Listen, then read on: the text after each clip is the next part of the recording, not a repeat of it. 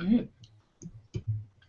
Hello, everybody, and welcome to our show. And we are so sorry that you had to wait. We had some internet problems, but now I hope we will be here for all the time. Yeah, welcome to our show, which is called The Integral on Air, where we will offer interviews with people who are engaged in the integral worldview. I'm Heidi Hörnlein. I'm a transformational coach, and I'm an integral practitioner for many, many years. And here is my husband, which I have got to know by integral topics. Hey. He is Mark Davenport, and he is a counselor and a student of integral for many years too. This episode is called How We Future Generations Grow Up the Spiral. And we have here as a special guest David Long. David is an integral artist and a philosopher. And we ask him afterwards to tell something about himself. First of all, welcome. Welcome. Thank you very much. I appreciate the invitation. It was a very good idea of you guys to try to bring the conversation more into the community. I'm excited about that.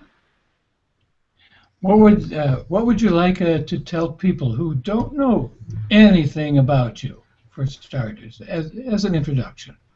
All right. Well, I am an artist. I like to paint. I'm a musician. I do like integral, philosophical, psychedelic, blues, hip hop kind of music. You can listen and download for free. I have links and all that stuff on my web page. It's iam-davidlong.net, and it's davidlong-net. Okay. iam-davidlong.net. Yes. Thank you. And okay. Yeah, it's going to be up soon. It's not fully up right now, but it'll probably be up by the time a lot of people watch this video. So go there. You'll be able to check out more talks and notes and videos and music and paintings from me. Yeah, is this a painting of yours on the backside? Yes, we got a couple paintings behind me. Sometimes I have this one sort of style and theme that I do, which is called cells in infinite flux, and it's like a lot of these little bubble cell things and infinity signs, and it's kind of a different way of thinking about individuals and environments and societies and the way that they affect each other, and also kind of a different way of thinking about the way the spiral expresses itself, where you might have like, an outer core that is expressing a particular type of meme with inner cores that are kind of also all resonating, because one of the things that we say in spiral dynamics is that you're not on the spiral, you're not like a color or like a stage, but the spiral is in you, and we transcend and include all of these stages,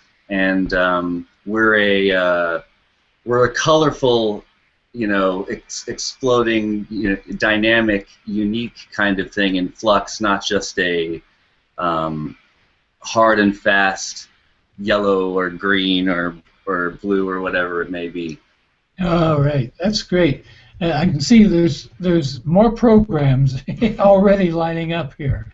So the thing that led us to contact you, David, was a recent video that you posted on Facebook, which talked about what happens now as this spiral is unfolding, and how that affects the people who are entering the spiral now at relatively advanced levels. Could we please, before, explain what we are talking about? Exactly. Because David talked about colors, which are wonderful in his paintings, and in some way maybe connected to the colors we are talking about here, and he talked about memes. And I think it's time that we, also the word spiral dynamics itself came up. So it's time that we talk about what we are talking about, you know. Yeah. I do a little screen share. We want to explain to our listeners what spiral dynamics is in just 2 or 3 minutes. Let's see if we can get it. And for that, we have here A backwards view. here There it is. Here it Okay. is. Mhm. So we begin, when you are seeing here our lives in that what we, not we, but Don Beck, who is the father of spiral dynamics, has given the color beige. Because as he lived in South Africa, where colors, white and black and so on, you shouldn't use that so much. He used all sorts of really colorful colors to describe the levels of growth. And you know, we are growing. Everybody knows that children begin in a certain stage, and until they are adults, they go through several developmental stages. And that's more or less what we want to explain here. No, beige is just the survival stage of an infant. Then comes the next stage. Santa Claus. We believe in all these things, and the eyes whiten because magic things are happening. And then comes the red, impulsive, egocentric stage, where we try out to find out who we are and what we can do in this world. Yeah, and we're pissed off that we're not the whole world. And that we cannot do everything because our power is limited. Mm-hmm. And then we learn rules. We adapt ourselves to our society, to our peer group, whatever it is. We respect the rules. We learn to wait for satisfaction. Yeah. Yeah. And then we come into orange. Mm-hmm. And orange is where we want to achieve something.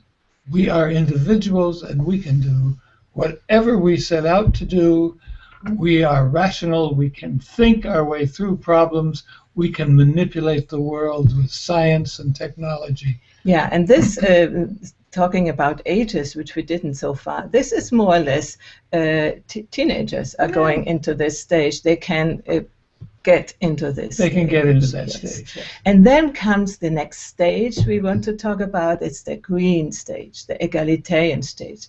It's all about coming together, love, make love, not war, you know.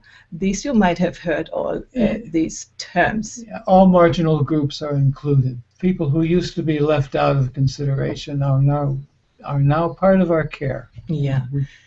And then there are some other stages which might not be so interesting just now, as we are doing this as a, let's say, an introductory event, no? And so I would say we give it over to you, David, if you want to add something. Elaborate a little bit.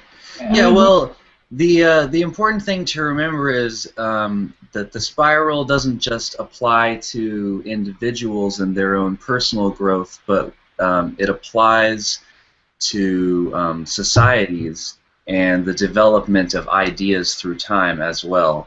Kind of a good way to, like some people talk about the noosphere or something like that, which is this kind of spectrum of ideas that have developed through time. And so this is kind of a map, in a sense, of ideas emerging at different levels, talking to and reacting to each other. The red, impulsive, egoic, no, me, mine, I want it now of a little kid has to give way to authority, to the rules if it wants to be able to succeed, and it needs to figure out some kind of rational way to do that. These things, they're about being able to take more and more perspectives and also take into account more and more factors. And so also a person might have an idea that's really high they've heard about and they grabbed onto, and that's maybe they might also be holding on to some ideas down here that are, you know, a little bit older and maybe a little bit more antiquated that need to be dealt with, and that's holding them down. And the same thing could be said for societies. there are individuals in societies who are more mature and they're pulling up this society. And then there are ones that are less mature and they're pulling it down. And then we sort of talk about the general sort of central level as like the altitude or something like that. And then there's these dynamic pulls on the altitude of society in both ways that I mentioned by individuals. And all of that shapes the expression of the spiral through time. Could we try to find an example, maybe the newborn child? What is in the consciousness of a newborn child, which is in the beige attitude, which we saw, the very beginning of the spiral of life we are going on? Yeah. Well, another way to think of it is much like Maslow's hierarchy of needs. Sure. So we say that at the lower stages, especially beige, and babies can be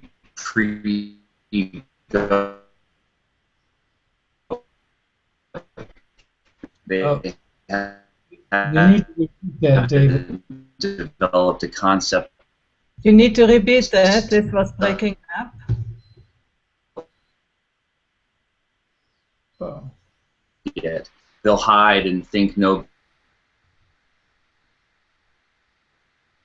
David? David, yeah. We didn't get the whole thing. You were breaking up. The internet didn't collaborate. Talking about babies and Go with me. Yeah, Yeah. now you're hearing Now we you. hear you, yeah. Oh, okay. What was the last thing you heard me say? Just the beginning with the baby, and then we didn't get it. Oh, okay. I'm sorry about that. I was saying the babies are pre-egoic. The way that you can tell is because they hide and they think that nobody sees them. Mm-hmm. But they're really concerned with just the basic things, and it's almost intuitive of like, you know, get food, get sleep, cry to get what I need. And speaking of the peekaboo thing, another thing that you can think about is the different kinds of games that kids play as they grow up the spiral. Like they might play that peekaboo at the early stages, and then they might get into more kind of imagination, pretend kind of stuff, and then as they get a little bit older, they can be really obsessed with like the rules, and I can give you some other examples as well if you'd like. Yeah, do that. Yeah. Because examples make the conversation pure lively, you know. So for the red stage, for instance, the egocentric stage, when the child is banging on the floor and I don't want to do it. I do what I want. Yeah. They play with other people, but they don't really play with them. They're together in the same room, but they're not really interacting very much. Give me that, I'll take that. That's it. Yeah. You know. I have a 5-year-old nephew, and he likes to play race, and he always wins. It's amazing. It's amazing. He likes that game. I win. And probably he doesn't like the rules. When you say no, this goes in a different way, he wouldn't like, because he needs to win. He needs to win. That's right. So you were talking about the later stage, the conventional stage, where the rules become important. Mm-hmm. Yeah, at the traditional stage, you also get this idea of the one true way, and speaking in terms of a society, it can actually be like the beginning of community. So often, you know, in our modern and postmodern societies, we want to talk a lot of trash about the traditional stages and stuff like that, because we kind of see it as dogmatic and keeping us down. But if you're a little kid and you're trying to grow and learn, having some rules and some authority can be really important. Yeah. And so that's where indispensable. It is important. Yes. Kids who are growing without rules, who are allowed to do everything, they don't know to orient themselves. They don't have a framework, and they get confused, and they have a hard time to grow up and become functional adults. Mm-hmm. Yeah, and that's, I mean, I don't mean to jump ahead, but that definitely makes me think of, you know, growing up in a postmodern culture where values are relative. But I don't want to. I don't want to jump ahead too much in the theme. Maybe we should go next to the rational, scientific, materialistic achievers, which are sort of the next. So often, as we know, in reaction to the traditional conformist dogma, people start thinking for themselves and wanting to be to have their individual strengths and abilities and skills recognized. Okay, now we're breaking up again. And so, you know,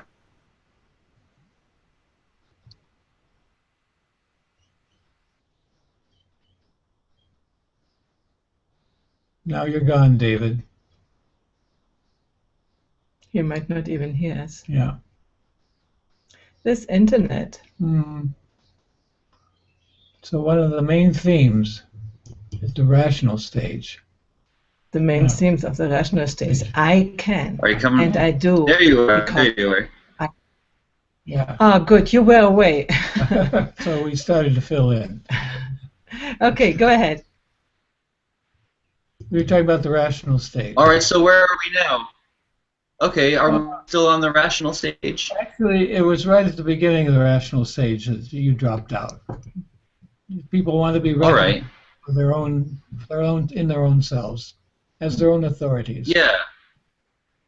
And that's where you get a lot of the libertarian themes and meritocracy, which I would say is one of the big strengths of the capitalist democratic individual themes, is this idea of natural growth hierarchy and people's skills being recognized as individuals. Mm-hmm. But it can go a little bit too far, and it tends to not have responsibility for planetary resources, and there gets to be... Or for those who are left out. Oh, now he is gone. Okay. He will be coming again. He will. Yeah, this when it is exaggerated, this orange rational state, you know, where I can do whatever I want, and I will do whatever I want. And when the previous stage of responding to rules has been led away, we don't have any ethics anymore. Yep. So that's what is happening just now. Yep. Ethics suffers with extreme orange. Yeah. Mm-hmm. So are you back? Yeah, that's a big problem. I am back. Okay. Onward to green, I guess. I apologize for the connection. Yeah. It's strange that it doesn't work. It's in the middle of the night in your place, so it should be a good connection. Really strange. We should be doing good. I could, yeah, I could set up again and I lose you. Maybe I could try switching to...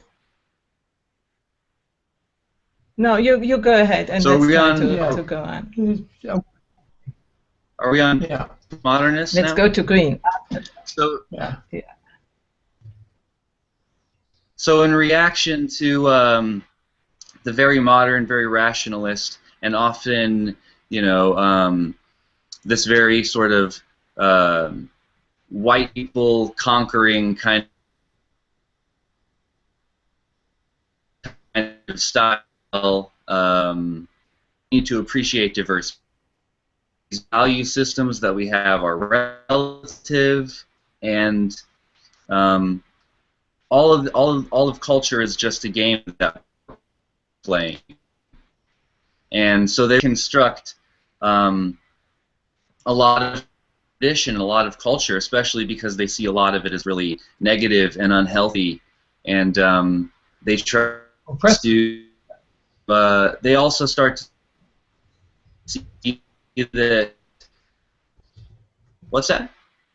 They see it as a lot of earlier culture as oppressive. Yes. It is okay. Yeah. Go on.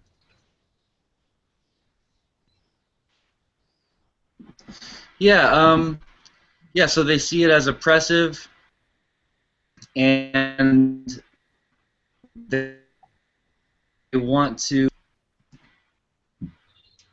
extend care to more people, and they want to take on everybody's perspective, and they're starting to see, like, I shouldn't maybe judge other people for who they are because to some extent they're victims to circumstance, and a lot of healthy things come online at that point, but also a lot of contradictions start to happen too, because then, you know, everybody makes judgments, and these people often start judging people for judging. Like, you're such a jerk. How could you judge people? And you know, I mean, if you really look at it, they have to say is really self-contradictory.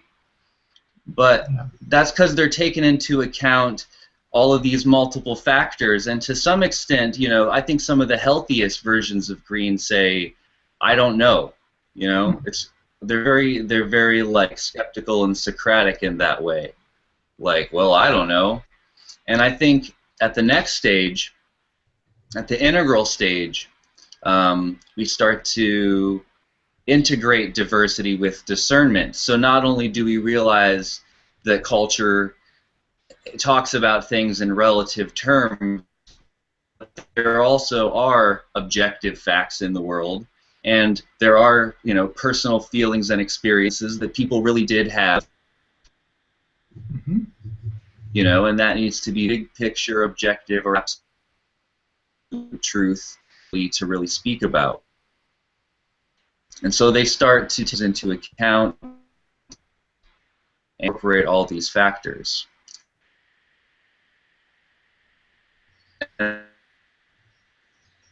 David? That's where something like David, can you hear spiral me? dynamics into play. Spiral dynamics is one of the main factors. Hello, am I going on? Can you hear me? Can you switch off your video camera, because I think at this point it's better to hear the sound of you and not have the picture instead of having these interruptions. Can you switch it off? You know how it works? Oh, like switch off the picture? Yes, yeah. Switch off the camera. Up at the top. Okay. Does that seem to be working better? Yeah, because there were so many interruptions, and this is, I think it's better now. Mm-hmm. Go ahead. All right, I'm sorry about that. Mm-hmm. So let's see. We were talking about being integral, the next stage of development, and about how at that stage we start to take into account more factors, integrate diversity with discernment, take into account the fact that, yes, value systems are relative, but there's also an objective truth, a subjective truth, and an absolute truth, and we can't reduce it all to just one. And through this integrative view, we've come up with sort of the 5 main lenses that we think are that you have to take to have the most inclusive view. And one of those lenses is stages of development or levels of development. And one of the main systems that we use to talk about stages of development is spiral dynamics. It's not the only one, but we think that it's a really good one. Good.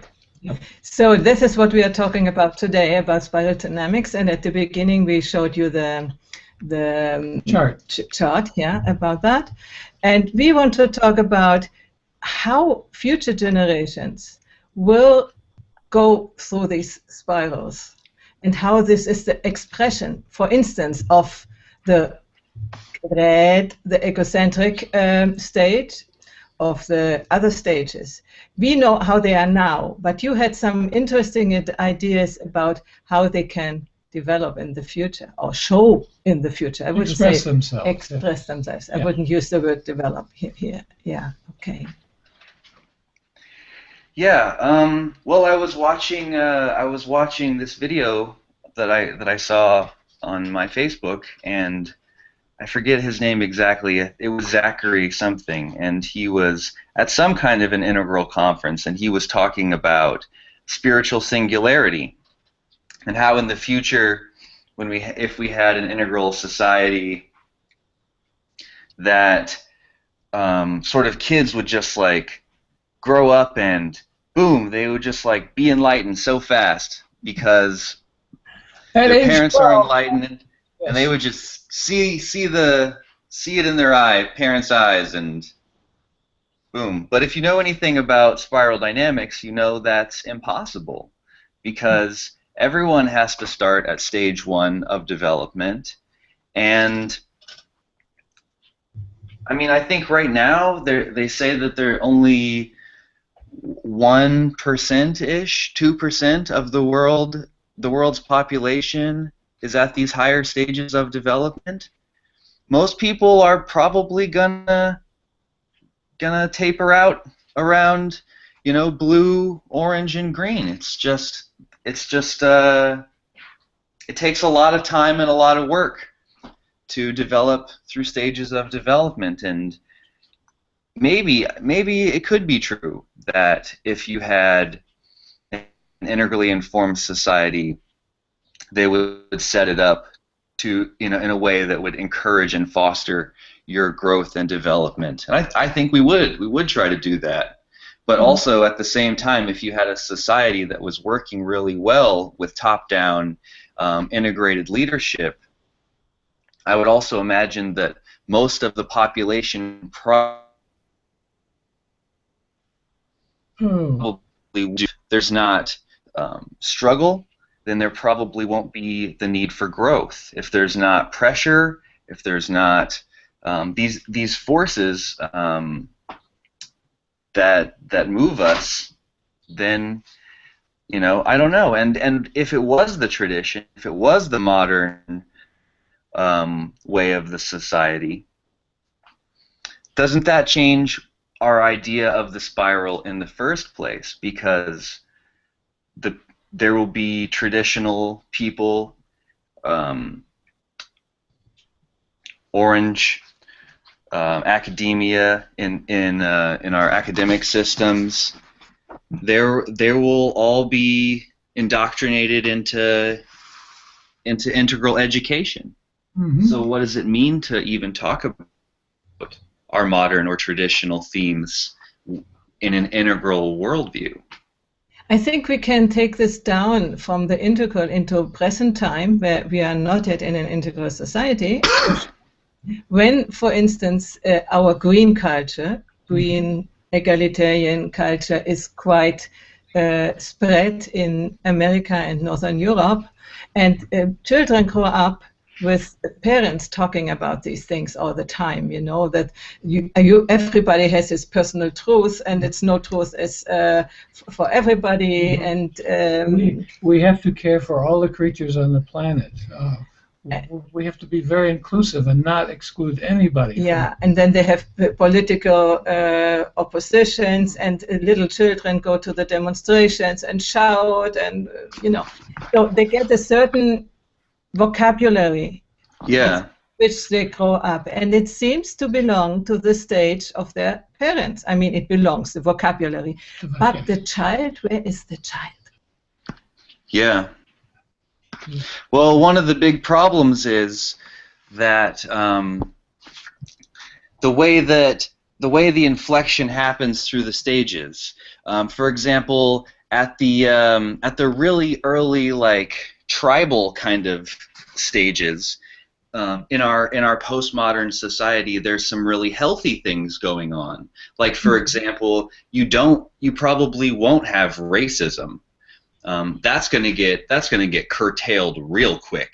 You know what I mean? So there are some positive versions translations happening, but I think it does get a little bit troublesome when we start getting into the traditional kind of stages, because what a lot of people do is they wind up adopting the green postmodernist relativistic worldview as their traditional dogma. And in a sense, what also kind of happens is for reasons that suit them, they'll grab these don't judge kind of themes, like basically they play the relativism card as a way to protect their ego, so that way they don't ever have to have any scrutiny come under their opinion. And they're not saying that because they have some kind of post-formal realization where they understand, all these value systems are relative. They're just grabbing for it as a way to not have to look at their ideas more rigorously. And it's got kind of contemporary catechism that you just repeat, wrote in a rote kind of way, and doesn't have any real heart to it. Yeah, that's what's happening. Exactly. And because they don't have the real honest realization of green, they don't understand the relativism. They don't have the rational discernment that would help them to be able to make these kinds of discriminations in an honest way that they would get at Orange, because that's not a rational argument.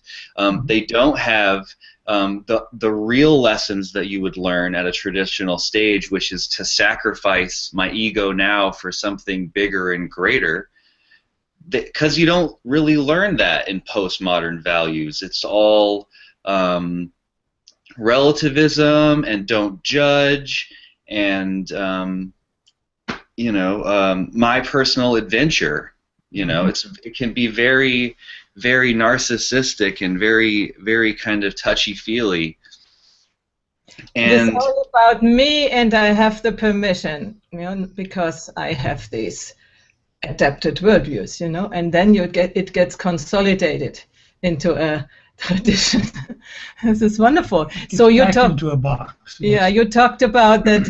When this happens, the development is even more difficult than it is at the moment when we are going through the first, let's say, the first go through all this. The first go through all these levels. Yes. Yeah. Mm-hmm. Yeah, because in order to really authentically get to green, they have to get in touch with their rationality.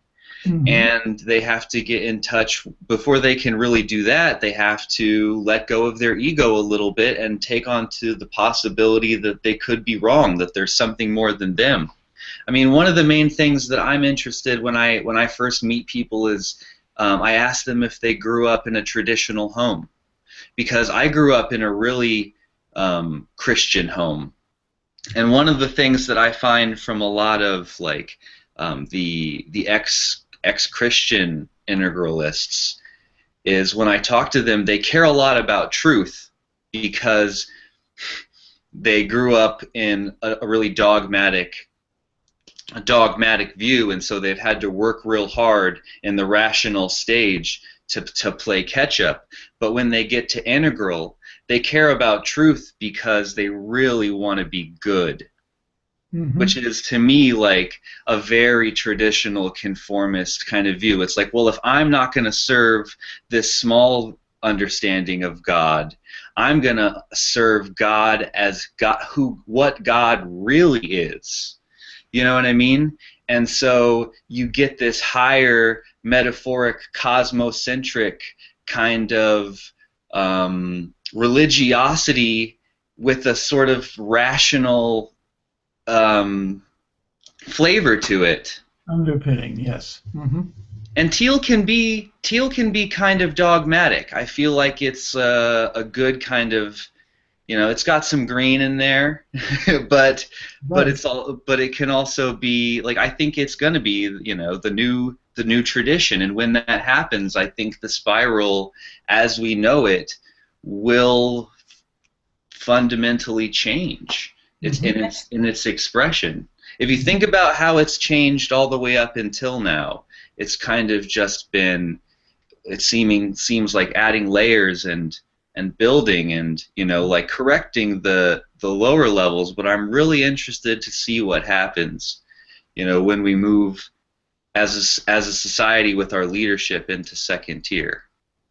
What I'm interested in, I mean, I agree what you say. What I'm interested in is still staying in first tier, although this would be needed to explain, but we just leave it like this. What happens when children are not in contact with what you say is the truth, but when they have not passed in a good way the traditional level, because their grandparents didn't want to put any rules on them. They didn't want that the children are oppressed, because they immediately made the equation between rules and oppression. You know, and so they try to avoid and let the child do whatever it does. And when this child hasn't passed a good traditional conventional state, when it hasn't adopted rules, when it hasn't understood what is the truth in this moment, in this part of his life, what implication has it for the child? Well, one thing is they can't go through a rational stage yet either. They can't do the next thing. Let's ask David. Yeah, I think you're right. You know, like the question is what happens when you don't get those blue values. Like, he's absolutely right. You're kind of stuck at red, and that's can be a really scary place to be. And the other thing that happens is I think one of the main things that, you know, human beings want in general, like, you know, is respect, and part of that is, like, you know, they want to feel like they're being good. You know, I think even people who we would consider to be horrible people, you know, like Hitler or something like that, he thought he was doing good in his mind. However, you know, whatever, you know, what was good for the German people, according to him.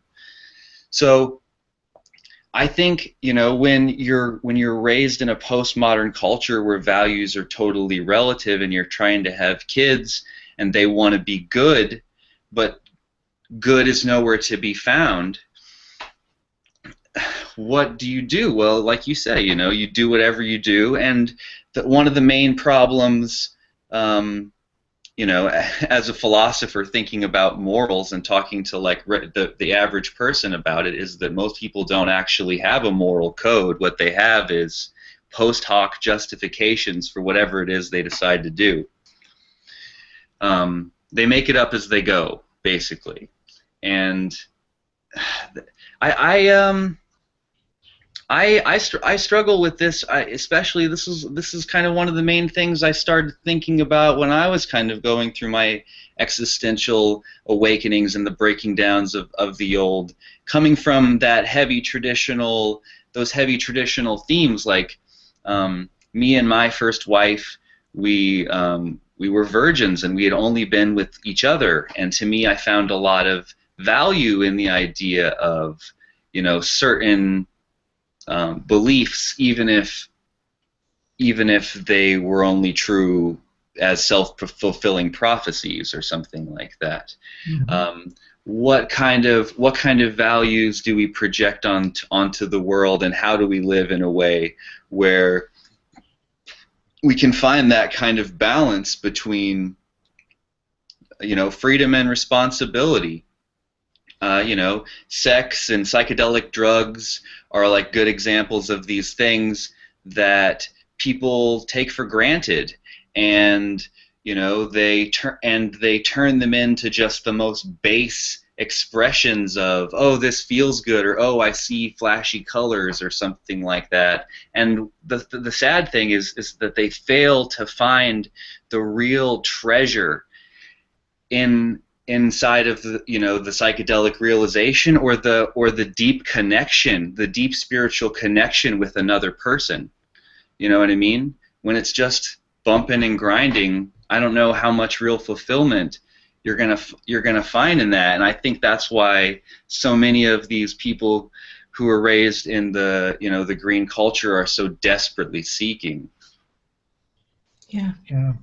And the way that they seek and the expressions that it takes just feel so narcissistic and like they're trying so hard to like to over spiritualize the already sacred. You know what I mean? I don't know if that makes sense, but I have a clue what you mean. Yes. And what I'm hearing is that you think, correct me if it's not true, that this is coming out of the lack of traditional values, of ethics, of morals, or because we don't know really what is important and what is not when we are caught into a postmodern stage. yeah, it just becomes really important not to inflict your values and worldviews on other people, because we've seen that done in the past, we've had it done to us, and we know it doesn't feel good. And so I think there's, like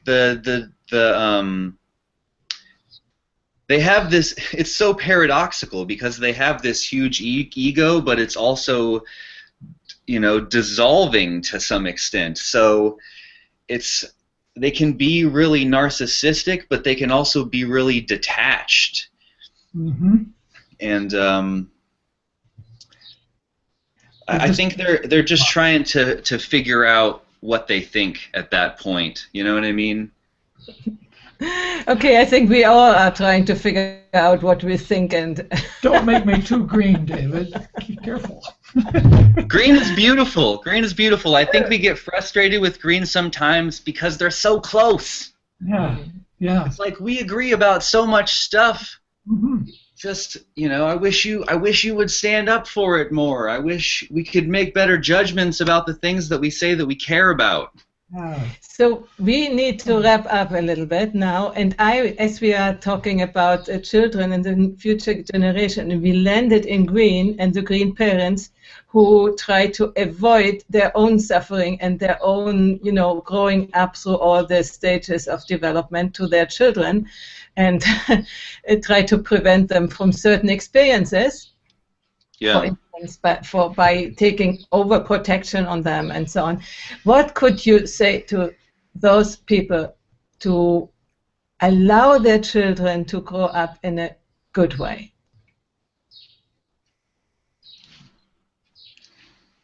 What would I say to green people that would help them allow their children grow up in a good way?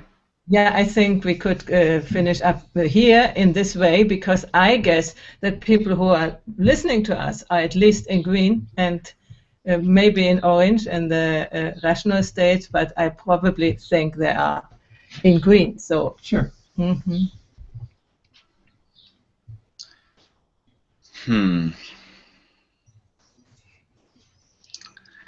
It's hard to have a message to green parents. I don't know if they would recognize my authority. Nevertheless, I would say, don't be afraid of making skillful judgments. What you see as skillful judgments for your child while you're caring for them. They'll thank you later for nurturing them and for letting them grow at the pace that is appropriate for them to grow. We all start. We can't think of it in such a flat way. Development is a real thing, and we all start, and we need lots of love and attention, and we need help and support because we don't know anything. We need guidance, and we need wisdom. And then if you do a good job with your kids, if you teach them, you can slowly, get them to be strong and powerful individuals who are out there making good choices in the world. But it's you gotta teach them in a way that's appropriate for their age, and don't try to do the thing that you're always accusing other people of doing and pushing your values and worldviews on other people. Actually, that's Yes. it. And so don't avoid the conventional stage. Give rules for a certain age to your children and be sure that they obey the rules. They need it. Ask psychologists. You know, on the other side of that, maybe the one thing that we didn't talk about, I don't know how much time we have for it, but another big problem in development is the modern society and how individualistic and agentic that it is, like childhood development stages, that the whole like, oh, let him cry, oh, you know, like let him fall, this stuff for like a little baby. Like the studies have shown that it's those early stages of development are the most important, and I think a lot of your ideas about, you know, whether you feel like the world is a nice and loving, kind place, or whether you think the world is a place that's mean and doesn't give a crap about you, have a lot to do with your original first experiences with. Yeah.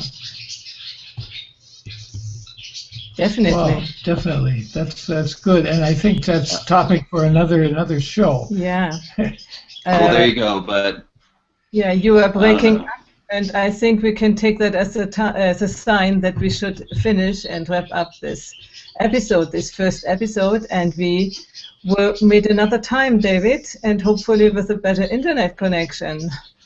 Okay. All right.